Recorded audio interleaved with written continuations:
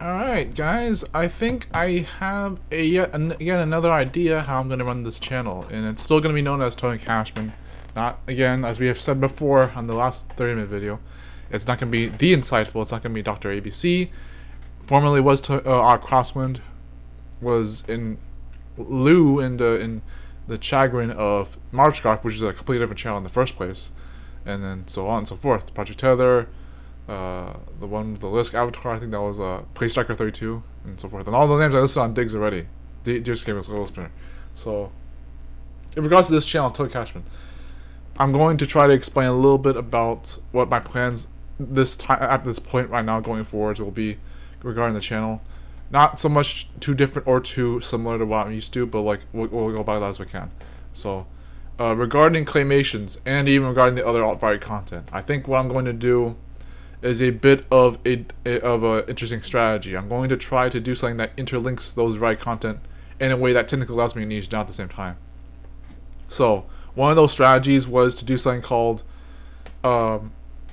give them one, give yourself one, and that's basically when you offer your services to the viewer. If this is as specific as you can get, your services to the viewer, and have 50% of the time, and the other 50% of the time you give it to yourself, so you have something to cherish and to not burn out on, and something that you're potentially passionate about. Potentially, it also makes it so you're not out of your element and so forth. And so that will mean that either I have literally half my content, then I'll snap it to different subjects or whatnot. Like actually still half the time if the viewer knows where to find them, if they even are willing to put their energy into doing so. The half the content will be based on what their likes and preferences are, and the other half will be just so I don't like lose my fucking mind. Is like which sometimes has overlapped, but it's just it's its own. It depends, but there are obvious ways this can happen. There are some other not so obvious ways. One of the obvious ways this happens is that one video I make out of two is for the audience, and the other video is for what I'm doing for my own needs on whatever I'm considering. So now we got this real quick. Okay, so it's just that's the obvious way to do it. The other obvious way is to interdisciplinary some of the videos at a time, if not all of them. I don't. I hope it's not all of them because I still don't know how. I'm still gonna go with the former strategy a little bit, at least for a while. Is to interdisciplinary the crap out of this. Is like have like a sculpting video. This is one of the ways I already thought I was gonna do it. Have a sculpting video where maybe the prop I'm making is relevant to the topic I'm talking about in that video, but have a sculpting video where I'm sculpting something, even if it isn't, sculpting a prop and talking about another topic that may not be relevant to that prop building, and talking about something like that, and talk about like the topics I care about, but sculpting the things that'll help you guys in the meantime. And that's another not as obvious way to do it. And that still kind of hurts on a non-niche down level, but at least it's better than being straight up variety and experimentation and foolishness and whatever, or not even foolhardy, but like actually like experimenting for way too long. What that would be subjective for, not subjective in quotations, but the other thing. But you know, and it's like, yeah, I get that would slow down my growth, but it's still worth trying at least that. So it just that was one of the ideas. The streams in that regard, the live streams, they would probably follow the same pattern. They'd be like full body props or full body streams of stop motion animation, with me still talking about something completely different, and then still engaging with the audience, but still talking about completely different things in general, and then seeing how far I go with that, and not burning out because I'm talking about my passions, but also still engaging with the audience and whether that's the passion or the talent, and then the talent still gets to thrive and develop and improve. The viewers have to be happy. I'm not saying that to be shallow. I'm not saying this to be petty, but it's just yeah.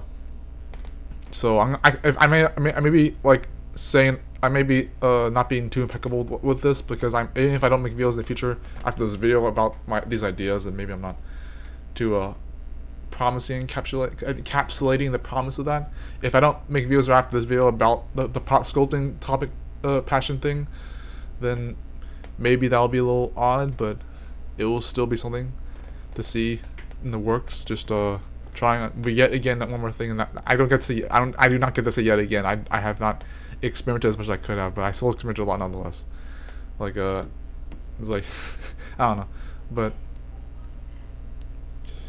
yeah, there's a little more I can say on that. There is, oh yeah, and when there's actual full body and full form claymations about the topics that are not so much per se passions or topics of interest, if there actually are claymations that happen to be like anime and video game related or other stuff, then yeah, they're gonna be just about those in the meantime. That will be indeed 50% split off of give one to them, give one to myself. Make no mistake, I do think there is some takeaway value from the give one to them for myself, and vice versa for the other thing, where I give something to myself and it helps other people anyways. And it's like that. There's a lot how that goes into that, but like maybe I'm just boiling that anyways. But you know, and so yeah, that's just an idea that I can look into if I watch this video in the future, and I look at this idea, and I'll be able to look forward to that.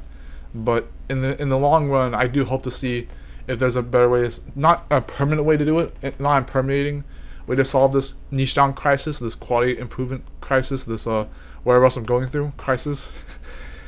Actually trying new things and still be grateful for everything I do, whether it's worth it or not, in a questionably subjective way. But you know, and yeah, I look forward to seeing different kinds of content that I'm trying all these different experiments on. And it won't have to be too compromising of anything. It doesn't be too much conformity, because as some of us seem to understand or try to understand, too much conformity and too much compromisation can be a little bad, because you're still, if you're doing it to make sure you're being a better person, then of course that's gonna be better. Not limited to content creation, but like doing it for the sake of doing it may not be the best thing for you. So with this niche stuff on YouTube, I'm not trying to say that I'll never do anything I care about, or I'll never give you anything that's worth it. But it's just a way for me to figure out what my needs are and what your needs are, and then going from there. And then if there's a way that can be the exact same thing, like I'm all for that. But this is just a way for me to explain that if I haven't figured out, or if I haven't figured it out about anything less of our margin or widespread of a big picture, then so be it. But I enjoy this journey. I enjoy being able to make content and call it that a content creation when it's still awkwardly low quality or awkwardly even low value. I still call it high value, low quality, or not even not but like definitely high value, but not necessarily the quality people expect it to be. But you know, so that's all I gotta say about that for now. And this video can be monetized down to over 8 minutes. I'm not even monetized yet, but whatever. Take care in the future, guys. This is Tony Cashman. I'll see you in a video based on those ideas. Hopefully, yeah. Bye, guys.